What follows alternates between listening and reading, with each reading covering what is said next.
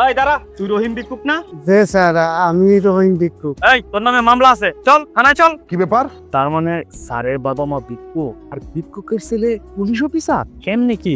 আবেগ দিয়ে জীবন চলে না। এই কিসের সন্তান? হ্যাঁ, কিসের বাবা মা? আমি কোনো ভিক্ষুকের পেটে জন্মাইনি। তোরা দাঁড়ায় আছিস কেন? হ্যাঁ, তাড়াতাড়ি নিয়ে চলে ভিক্ষুকটাকে। স্যার আপনি আমার স্বামীর জেলখানে নিন না স্যার। আমার স্বামী কি এমন অপরাধ করছে যে ওনারে জেলখানে নিয়ে যাবেন? স্যার, পা স্যার বলতেছি, তাহলে লাথি মেরে গাল ভাঙে ফেলবো আমি। স্যার,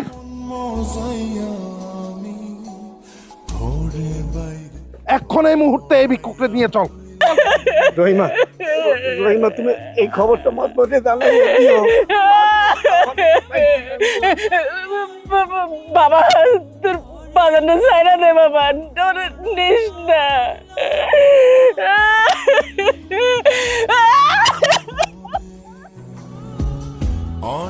এই দাদা, কই যাইতাছস তোরা? এক পা ঘরের ভিতর রাখবি না, যা বাইরা। বৌমা কই যাইতাছি মানে?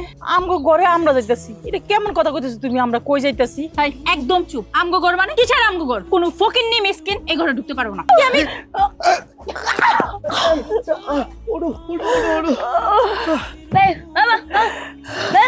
একদম চুপ। বুবি স্বাস্থ্য কম না আমারে জিজ্ঞেস করে। বৌমা আমার মায়ের বুবা, আমার বুবা মায়ের গায়ে তুমি হাত তুললা, ওরও তুমি ছাড় দিলা না। তুমি তোমার বাবার নামে কেমন মামলা দিছো? একদিনের ভিতর বের হয়ে গেল। আমি বুঝলাম না, তুমি একজন পুলিশ অফিসার হয়ে কেমন মামলা দিছো? আরে আমি কি করবো কত? আমি তো যে এলিগেশন দিছি কোর্টে এটা ধোপে টেকে নাই, আরে খারিজ করে দিচ্ছে। আমি কি করবো? কি বলতেছো তুমি এসব? যে মামলা খারিজ করে দিছে, এখন তো তারা বাড়িতে এসে উঠছে। বলো কি, বাড়িতে চলে আসছে? তা না হইলে কি, তা তো এসে বাড়িতে উঠছে। আমিও কম না, ঘাট ধাক্কা দিয়ে বাড়ি থেকে বাইর করে দিছি। আপনারা তো গাছতলায় চলে আইলেন, আপনাকে জিনিসপত্র এগুলো আমি কিছুতে আমার রুমে রাখতে পারবো না। এইগুলা নিয়ে সুন্দর মতো এই জায়গায় থাকেন। এই যে আপনাদের জন্য না এই জায়গাটাই ঠিক আছে। আমার শরীরে তো মায়া দয়া বেশি, যার কারণে এরকম কাঁথা আর বালিশ দিয়ে গেছে। আর আপনারা যেরকম মানুষ না, আপনাগুলোকে এমনটাই মানায়, বুঝছেন? আর শুনেন, খবরদার অহন আমি ঘুমাইতে যাইতাছি, যদি কোনো সমস্যা হয় বা বৃষ্টি আসে, আপনারা কিন্তু যায় দরজার মধ্যে ডাকাডাকি করবেন না। কেন তোমরা ভিক্ষা করতেছো? আপনি বলছিস আমাকে একটা মান সম্মান আছে, সেই কথা কি তোমাকে কানে চায় না? তোগো মতো এরকম কুলাঙ্গার সন্তান জন্ম দিয়ে আমগো হইছে পাপ, তাই তো আজকে আমরা রাস্তায় ভিক্ষা করি। তোগো মতো এরকম সন্তান থাকাকালীন। আম্মা, আপনি একটা কথা চিন্তা করে দেখেন, আমরা কিন্তু এই বাড়ি থেকে ইচ্ছা করে বের হয়ে যাই নাই। আপনি আমগুড়ে বাড়ি করে দিছিলেন, কিন্তু বাইরে হয়ে যাওয়ার পর আমরা দূরে ছিলাম ঠিকই, কোনোদিনও সুখে বা শান্তিতে ছিলাম না। আপনার পোলাই কোনোদিন ভালো মাছ কিনে আনে নাই, মাংস কিনে আনে নাই। যখনই কইছি একটু মাছ মাংস আনো, কতদিন আর সবজি খাইবা, তখনই কইছে আমার বাপ মারে থুই আমি কেমনে খামু কও। আর আজকে আপনি আপনার সেই পোলারের গায়ে হাত তুললেন। মা চলো, আমার লগে চলো, আপা চলো, তোমরা এটার ভিক্ষা করো না। বাবা আম্মা চলেন আমার বাড়ি ফিরে যাই। এই যে আমার অসহায় বাপমা, এই বাপমারে কেন তোমরা বাড়ি থেকে বাইর করে দিছো? তুমি আর তোমার জামাই মিল্লা কেন আমার বাপ মার নামে তোমরা মিথ্যা মামলা দিছো? হ্যাঁ, এই সাহস তোমার করে কে দিছে? এই উঠোনের মধ্যে আইসা উচ্চ গলায় কথা বলবা না। এটা কিন্তু একটা ভদ্রলোকের বাড়ি। কি যত বড় মুখ নয় তত বড় কথা। আমি কাল লাগিনি।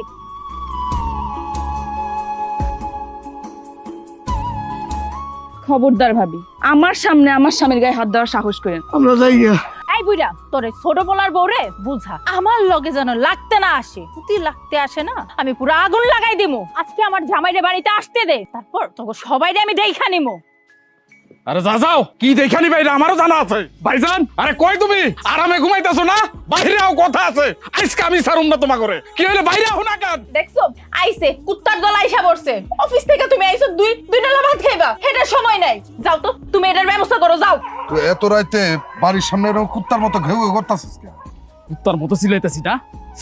সি ভাইজান, তুমি কেমনে পারলা নিজের বাপের নামে মিথ্যা মামলা দিয়া পুরো বাড়িটার ভোগ করতে? তোমার কি একটু বুকটা কাঁপলো না? 14 শিখের ভিতরে ঢুকাই দিমু, জীবনে কোনোদিন আর বাড়িতে পারবো না, বুঝতে পারছস? তুমি আমার বাপ মারে জেলখানায় ঢুকাইবা, 14 শিখের মধ্যে ঢুকাইবা মিথ্যা মামলা দিয়া, আর আমি ছেলে হিসাবে পয়সা কি আঙ্গুর চুষমো? আমিও তোমার সাইরা কথা কমু না ভাইজান। কি দেখো কে কি কয় আমারে? এই তুই আমার পরিচয় জানোস? তুই জানোস না আমি কিসে চাকরি করি? আইনের মার ফেসে এমন ভাবে ফেলামু কোনো ফুটা খুঁজে পাবি না এনতে বাইরেতে, বুঝতে পারছস? তুই বেশি যদি বকবক করস, তোরও আমি হান্দায় দিমু। তুই অনেকবার বাড়ছস, অনেক তেজ হইছে তোর, আমি বুঝতে পারছি। তোর আজকে এই তেজ আমি কমাইতাছি, আজকে তোর আমি মাইরে ফেলামু। আমিও সাইরা কথা কমু।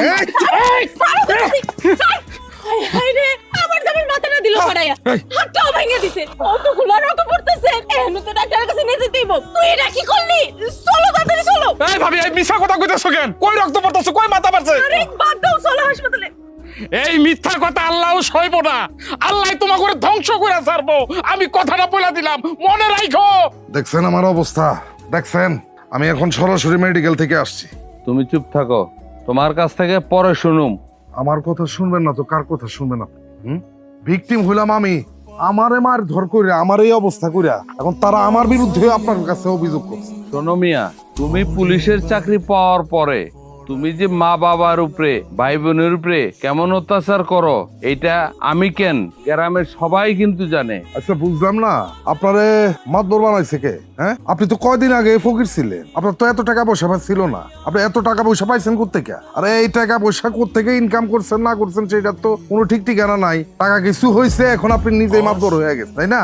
মাতবরের সাথে তুমি বেয়াদবি করতেছো।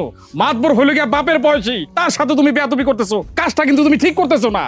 এই তুই তো আমার ভাই না, তোর তো আমি ভাই হিসেবে স্বীকারই করলাম না, আর তুই আইসস আমার বিরুদ্ধে মাতবরের কাছে বিচার চাইতে। হ্যাঁ, আমার কি অবস্থা করছস? কি তুই কি মনে করছস আর কেউ দেখে নাই, কেউ কিছু জানে না?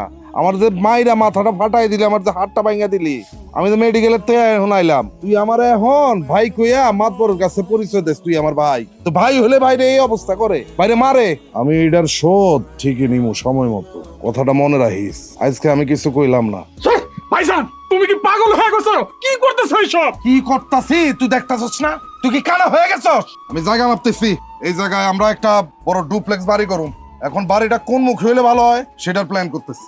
তুমি এখানে বিল্ডিং করবা? তুমি যদি এখানে বিল্ডিং করো তাহলে আবার বাপ মা থাকবো কই? আরে তুমিও না কেন যে এই ফালতু লোকের লগে কথা কয়ে সময়টা নষ্ট করতেছো? আমরা যে কাজটা করার লাগে এই জায়গায় আইছি, যে কাজটা করবো ওইটা করো না। ভাইজান, জায়গা তো মাপামাপি হয়ে গেছে, এই জায়গায় একটা খুঁটি গাড়ায় দেন যাতে সীমানাটা বোঝা যায়। কেন তুমি পাগলামি করতেছো ভাইজান? যে বাপ মা তোমার ভিক্ষা কইরা বড় কইরা পুলিশ অফিসার বানাইছে, আর সেই বাপ মারে তুমি ঘাড় ধাক্কা দিয়ে এখান থেকে বাইর করে দিচ্ছ। তুমি এমন করো না ভাইজান, আমি তোমার পায়ে ধরি।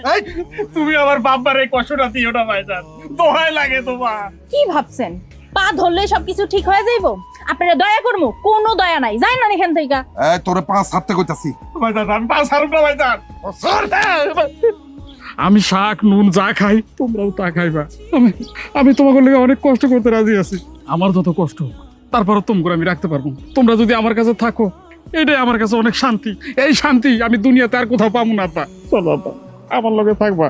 না রে বাবা, বাপ দাদার বিটা যে কি জিনিস এইটা আমিও বুঝতেছি, এর জন্য যে কি মায়া এটা আমিও বুঝতেছি, এটা তোরা বুঝবি না। আর তুই যেটা কইস বলেন, এই কথাগুলো শুনে বুকটা ভরে গেছে, এটা সত্যি। এটা যদি আমার বড় পোলাটা বুঝতো